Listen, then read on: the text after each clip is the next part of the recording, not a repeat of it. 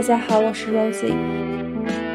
大衣一直是我钟爱的服装品类之一，今天和大家分享我的大衣收藏，探讨不同品牌的特色，回顾一下多年来的购买经历，以及我是如何保养它们的。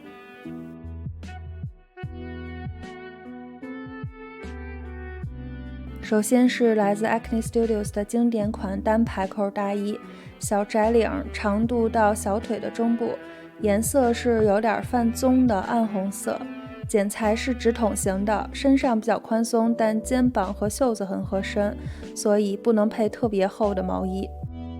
没有腰带，正面有3颗扣子，扣子就是比较普通的，没有印刻品牌名称，如果有的话，我觉得会更细致一点。材质是100%羊毛，双面无衬里，厚度适中，比较适合春秋，冬天会有点不够。侧面有暗兜，风格简约干练，适合所有场合。品质是非常不错的，我是大概4年前买的，穿着频率并没有很高，一是因为它的颜色，我通常还是偏爱中性色，再就是因为它的剪裁和款式，我拿下面这件来做对比。这件来自 Theory 的深蓝色大衣，材质是90%的羊毛和10%的羊绒，也是直筒型的剪裁，但整体都很宽松，厚毛衣也穿得下。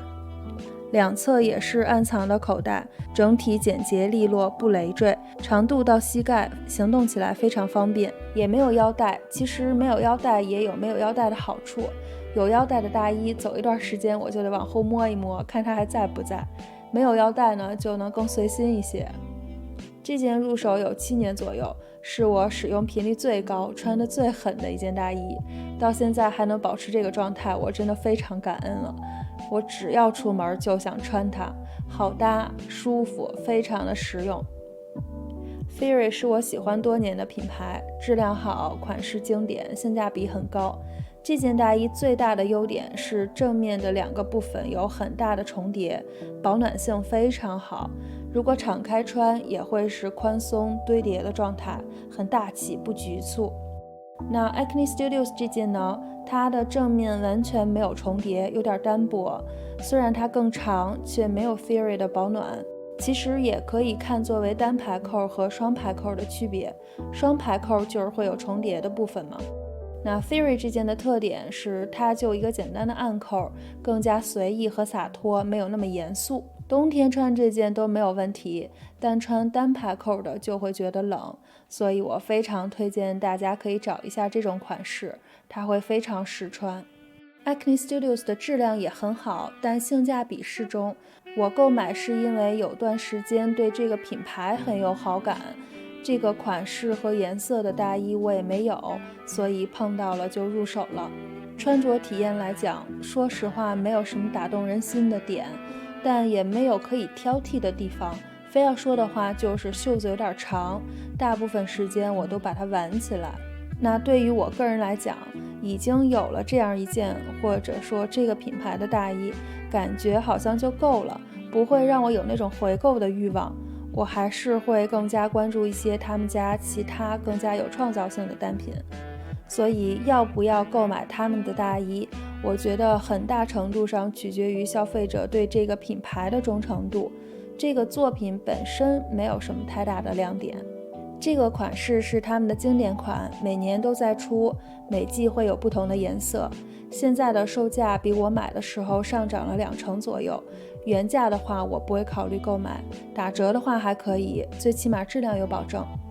它的好处就是你怎么搭都行，任何风格都能跟得上节奏。那 Theory 的那件过于休闲，像朋克风啊就会受限，但这个不会，这个依然可以穿出那种比较酷的范儿。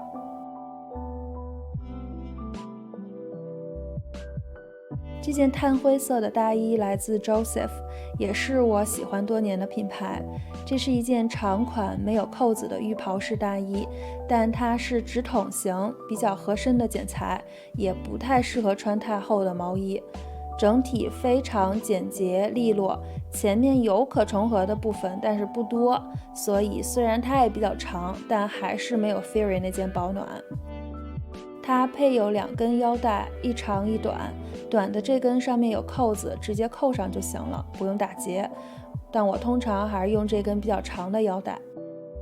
它的材质是双面100%羊毛，质量真的没得说。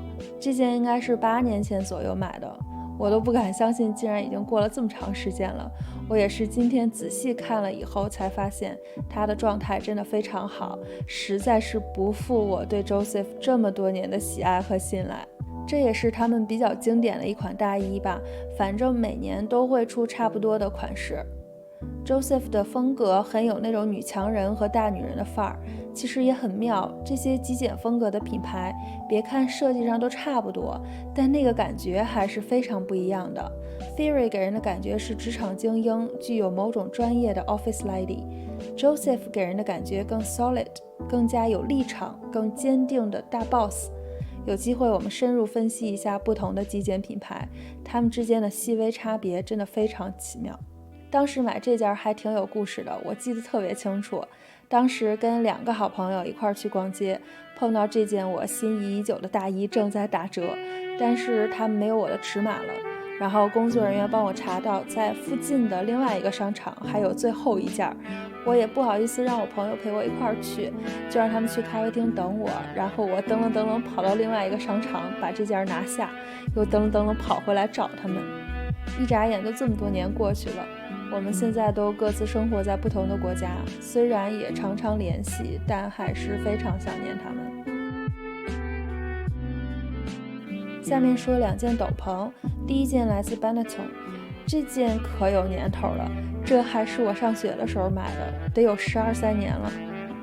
这是一个比较短的小斗篷，也就到腰部，有一点轻微的垫肩，正面有3颗暗藏的扣子，手从2边的洞中出来。内部没有内衬，是浅灰色的，扣子和内衬的颜色一致，它的状态还是可以的。我也是现在才发现它只有65%的羊毛，我一直以为它是纯羊毛的。这件价格多少我不记得了，但应该是不贵的。上学的时候不舍得买太贵的东西，但是它质量还挺好的，你看保存到现在都没有什么问题。这个颜色和款式到现在也不过时。我当时真的超级喜欢这件，很优雅淑女，也很可爱。以前经常穿它，还穿着去旅行过很多次，都是满满的回忆啊。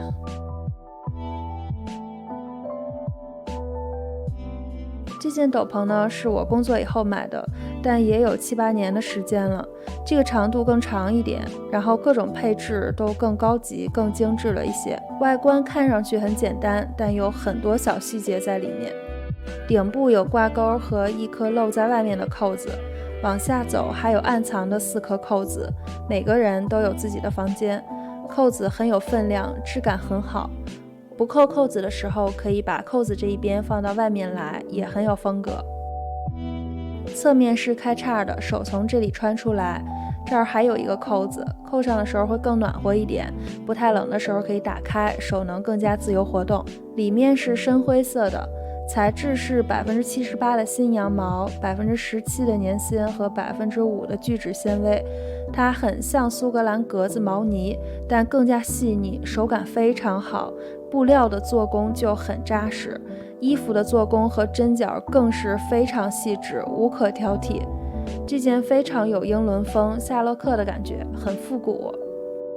品牌是 Vanessa Seward， 但很奇怪的是，购买这件后，我对这个品牌产生了非常大的好感，但就是没有什么缘分再从他们这里购买过其他的东西。我也是刚刚 research 之后才发现，设计师 Vanessa 在2018年暂停和关闭了这个同名品牌，之后专注于绘画和写作，怪不得我后来再也没有见过这个品牌。但是他今年要回归时尚界了，但是设计的是童装。Well，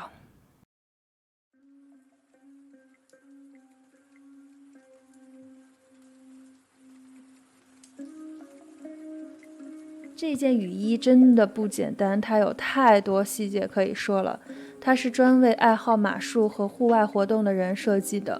首先，它具有超棒的防水和防风功能，有可拆卸的帽子，帽子的边缘可以调节松紧。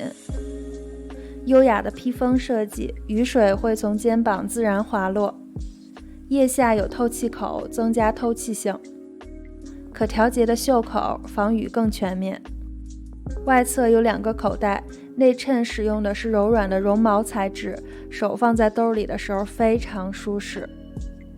背面的底部有开叉设计，方便活动，但内部不是直接断开的，而是衔接了一大片布料，防止雨水进入。里面的底部有可以绑在腿上的带子，这样在活动时衣服依然可以紧贴身体。领口内部为灯芯绒面料，提升了舒适感。传统格纹的内衬增加舒适和保暖性。双重拉链设计增加了便利性，使用的是 YKK 拉链。YKK 是日本的一家公司，是全球最大的拉链制造商，以高质量、耐用性和可靠性闻名。当你下次看到衣物或其他产品的拉链上有 YKK 标志，那就是品质的保证。内部也有贴心的口袋，下面还有一个窄窄长长的口袋，这个我不知道是干嘛的。我试过我的雨伞放不进去，难不成是放马术工具的？有知道的小伙伴请留言。起初我是买了一件短的，大概9年前在诺丁山的一家小店里买到的。当时完全没有关心这是什么品牌，只是看到那件衣服就特别喜欢。因为大家也知道英国的天气非常好，根本穿不到这种衣服。后来有一次回国，我就把那件留给我妈了。回来以后我就在网上找，看能不能再买一件，才了解到他们原来是一家来自爱尔兰的100年品牌。当然了，爱尔兰的天气也坏不到哪里去嘛，所以能有这么棒的设计也是情有可原的。然后我发现他们竟然还有长款的，而且有很多颜色可以选。那我第2次就选择了这个长款的。这件雨衣真的非常实用，非常贴心，我真的非常推荐给大家。如果去登山或徒步，带着它以防万一，真的是非常棒。它的版型比较宽松，适合叠穿。如果想要更贴身一点，可以选择小一码。我买第1件的时候选的正常码，我确实觉得有点大，所以第2件选了小一码。但我觉得还是正常码会比较实用，你里面可以穿更多的衣服，行动起来也更舒服。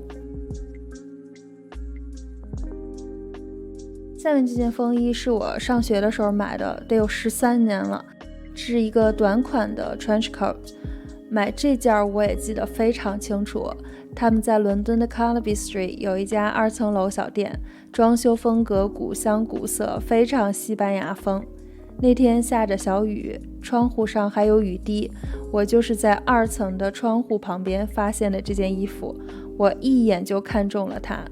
它的材质虽然不是纯棉，但是品质非常好，后面有一个收腰的设计。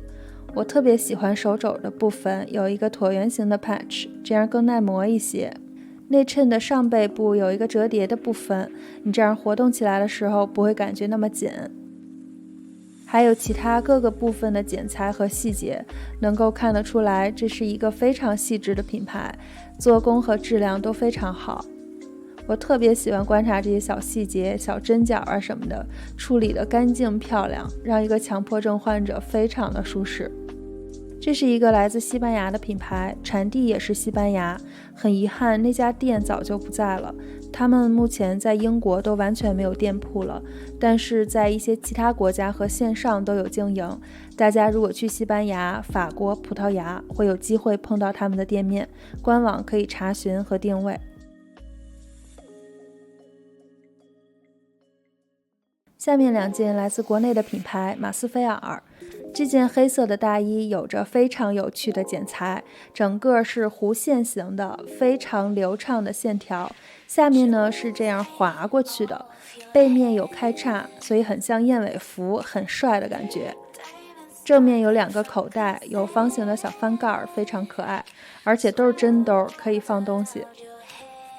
没有扣子，就是敞开穿的，虽然看上去感觉有点 oversize， 但其实肩膀和袖子都非常的紧凑合身。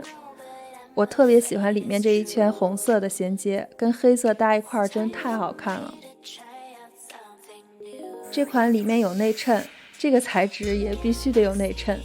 衬里上面有品牌文字的铺列，这个细节很好。它的材质比较特别，是57%的马海毛，26.9%的羊毛和16.1%的锦纶。马海毛的问题很明显，就是毛茸茸的质感，容易被刮到和起球，所以我穿的时候会非常的小心。但戒指啊、手表啊，有的时候还是会刮到。而且袖口、腋下和边缘部分也是会起球，通常我就直接用剪刀剪掉就可以了。如果你特别介意这种问题，那么类似的材质还是考虑一下再入手。我自己是觉得虽然费点事儿，但也不至于特别讨厌。这一件的好处是这个织法比较紧密，它自己不掉毛，所以和别的衣服放在一起，并不会把毛毛传染给别的衣服。这件应该是14年左右买的，当时真是狠着心咬着牙买的，我记得特别清楚，售价是1万整，当时犹豫了好久才下决心买，因为刚开始赚钱还没多长时间，想犒赏自己吧，又觉得舍不得。那现在觉得当时那个决定是正确的，因为到现在我都还非常非常喜欢它，做工质量都挺好的，款式也不过时，而且还挺别致的。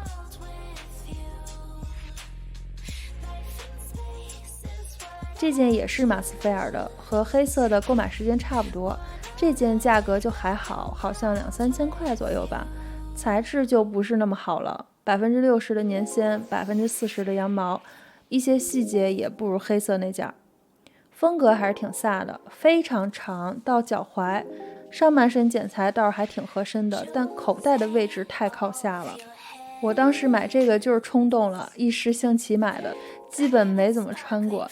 这个颜色实在是太鲜艳了，渐渐的就不再是我的风格，更不是我的性格了。今年拿出来再看，好像又有点顺眼了，甚至有点 The Row 的味道，所以就留着吧，说不定什么时候就又想穿了。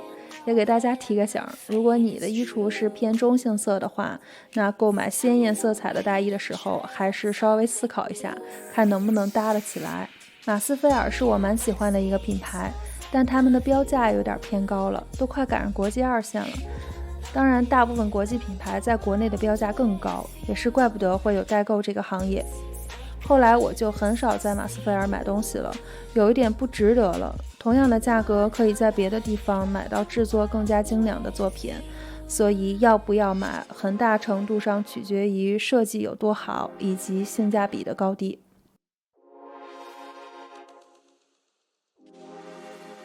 这件黑色的大衣也来自一个国内的品牌恩尚，这件也有年头了，应该也有9年左右了。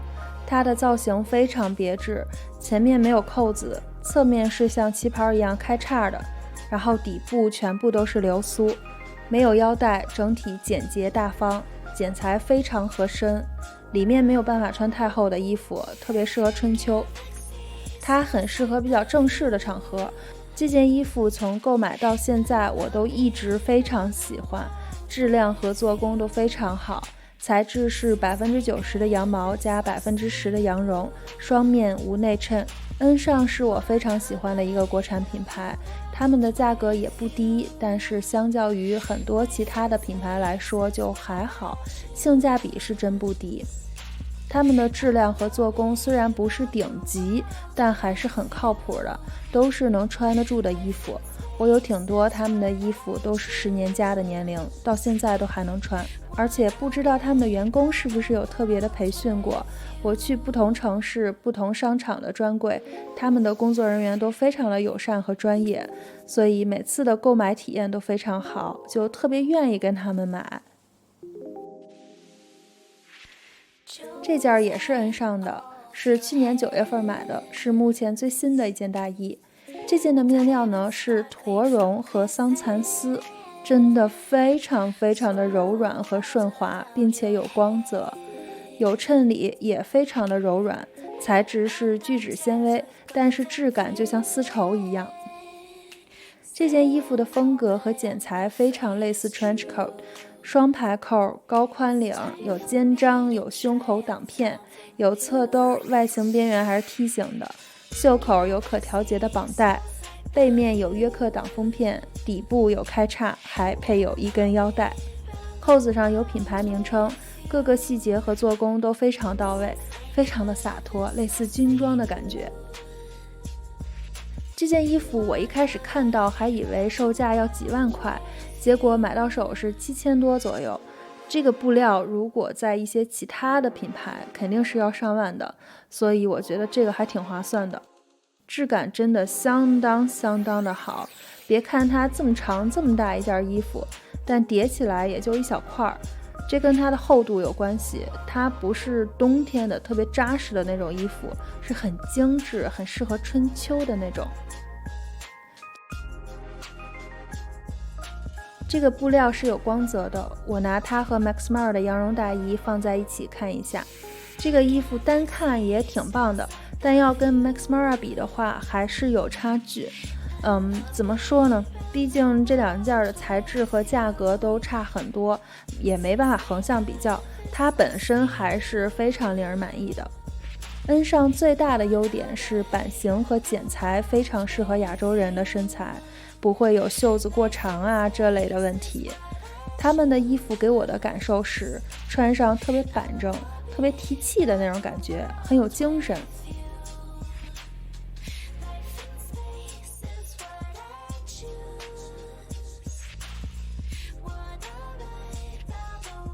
这是一件单排扣的短款大衣，来自一个传统的国产品牌杉杉，可能00后都不太了解这个品牌，他们是专门制作西服的。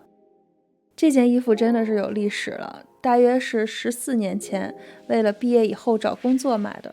你也发现了，它非常的正式，但是后来我就继续读书了，所以基本上是从来都没有穿过。但衣服本身的做工和质量还是非常好的。材质是100%羊毛，这个面料的纺织方式很明显跟其他几款不太一样，这个更像西服。剪裁和样式还挺复杂的，做工干净漂亮，扣子什么的细节也都相当精致，它属于比较传统内敛的风格。看到这件就会觉得时光荏苒啊，一定要珍惜每一个当下。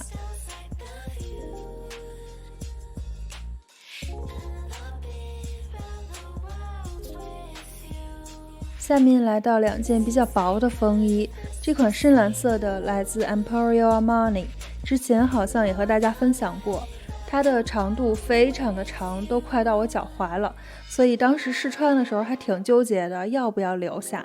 但这个质感实在是太好了，肩膀袖长都很合适，所以长就长点吧，反正也可以送去店里修改。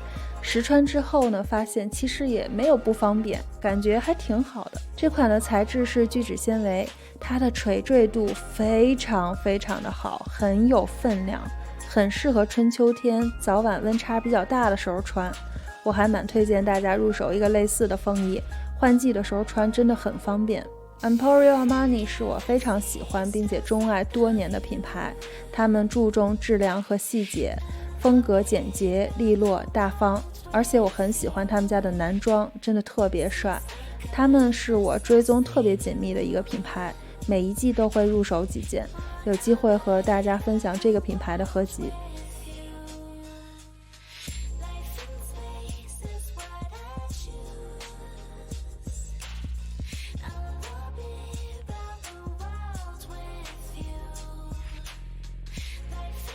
这件衣服我真的穿了无数次了，在春秋店的利用率相当之高，也正是因为这件特别好穿，所以才入手了刚刚那件深蓝色的，来分担一下负担。这款的材质也是聚酯纤维，后面有肩片和一个收腰的设计。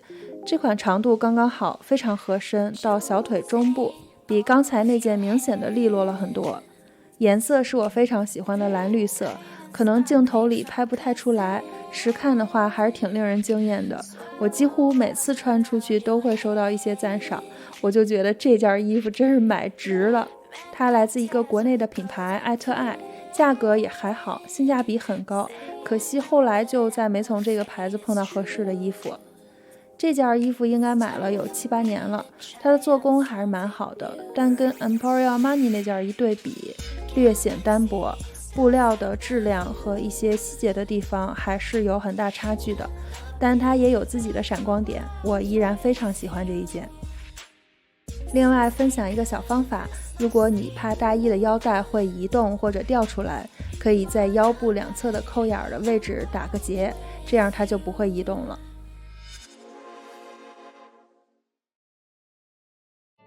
这4件 Max Mara 的大衣我之前都有做过具体的测评，今天就不重复了，就再提供一些新的穿着体验吧。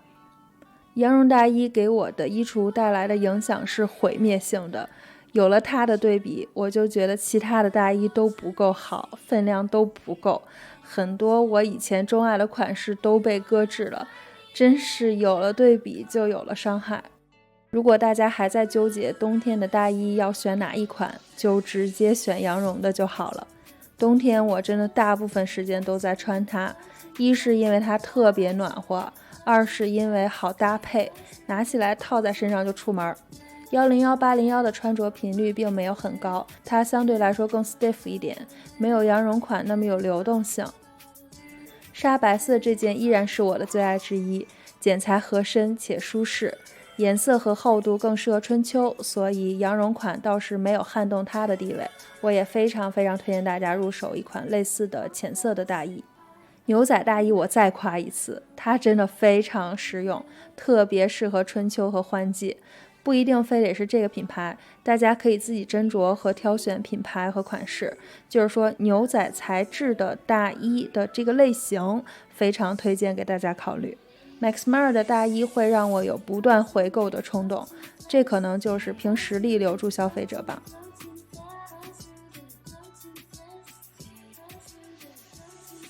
最后一件，大家可能也能看得出来，它的材质、状态和做工都不是很好。这件呢没有品牌，是我很多年前在一个市集的那条街上的一家小店里买的。购买之后的1-2年内利用率相当之高，它的好处是非常抗风，非常暖和，即便风再大也吹不透。这恰恰也是它的缺点，不透气。材质是聚酯纤维和粘纤，而且不是很高级的那种，所以有比较强的化学感、人造感，跟其他的衣服真的是没法比。当时购买的经历依然历历在目，我甚至记得那家店的装潢和试衣间是什么样的。那个时候就是觉得衣服挺好看的，上身效果很好，价格很便宜，感觉像是捡了个大漏。结果后来看到好多市集的摊位都有在卖，而且卖得更便宜。这件我已经很多年没有穿过了，但是依然舍不得把它送出去。它也算是见证了从以前不太懂，或者说没有能力去负担更好的东西的时候，到现在慢慢的懂得怎么样去更好的爱护和投资自己，算是一件比较有纪念意义的衣服吧。我也是整理这次的合集才重新触摸到了这件衣服，想到了很多回忆，还挺有意思的。大家也可以整理一下自己的衣橱，说不定也会看到一段旅程。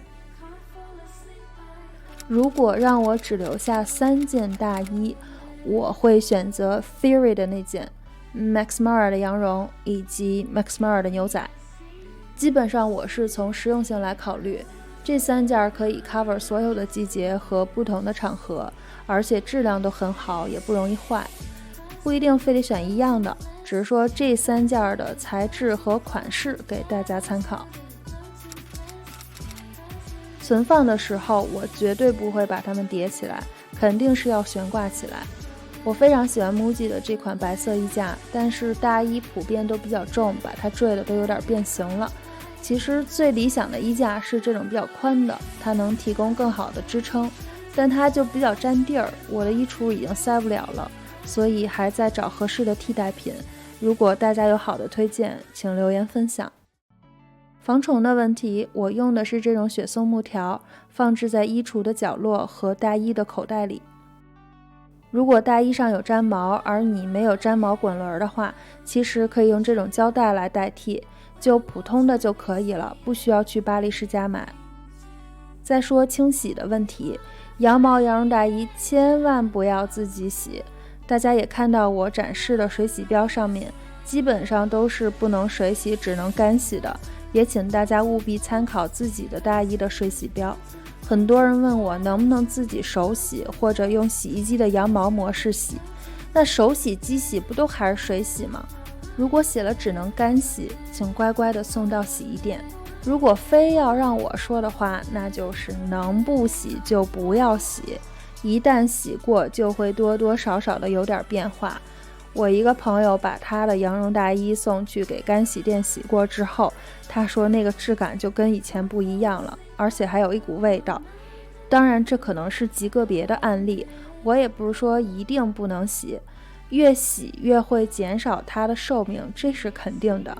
还是要平常好好的爱护，不要频繁的总穿某一件，要让它们轮休，需要洗的时候交给专业人士来处理。其实我还不想停止购买大衣的脚步，我还缺一件正儿八经的 trench coat， 看什么时候能碰到合心意的。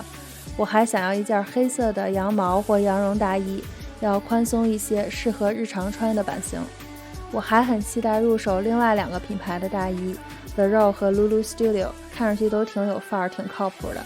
如果大家有其他的推荐，欢迎留言分享。以上就是今天的内容，感谢大家的观看，我们下期见。